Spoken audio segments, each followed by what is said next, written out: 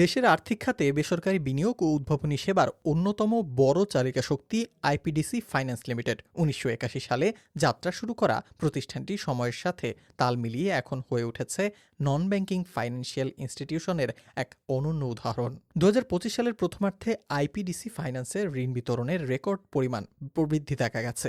SME বা ক্ষুদ্র মাঝারি শিল্প খাতে ঋণ বিতরণ আগের তুলনায় প্রায় ১৫% বেড়েছে।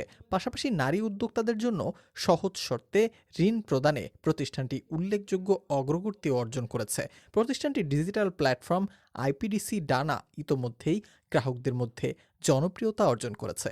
এই অ্যাপের মাধ্যমে গ্রাহকরা এখন ঘরে বসে ঋণের আবেদন থেকে শুরু করে কিস্তি পরিশোধ এবং অ্যাকাউন্ট ম্যানেজমেন্ট করতে পারছেন সহজেই। আইপিডিসি ফাইন্যান্স শুধুমাত্র ব্যবসায়িক সাফল্যেই থেমে নেই, তারা সামাজিক দায়বদ্ধতার ক্ষেত্রেও সক্রিয়। মানবিক ব্যাংকিং নামক একটি উদ্যোগের মাধ্যমে প্রতিষ্ঠানটি দেশের প্রান্তিক জনগোষ্ঠীর কাছে আর্থিক সেবা পৌঁছে দিতে কাজ করছে।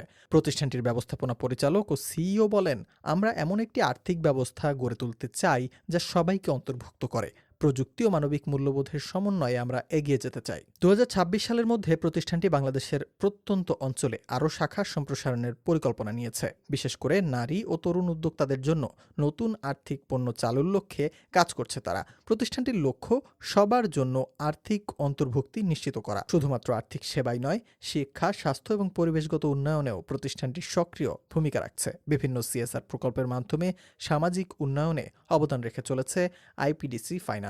বর্তমান সময়ে যেখানে ব্যাংকিং খাতে নানা চ্যালেঞ্জ বিরাজমান, সেখানে আইপিডিসি ফাইন্যান্স তাদের উদ্ভাবনী উদ্যোগ, প্রযুক্তি নির্ভর সেবা এবং মানবিক ব্যাংকিং মডেলের মাধ্যমে একটি ব্যতিক্রমী উদাহরণ তৈরি করেছে। দেশের অর্থনৈতিক প্রবৃদ্ধিতে প্রতিষ্ঠানটির এই ভূমিকা নিঃসন্দেহে প্রশংসনীয়।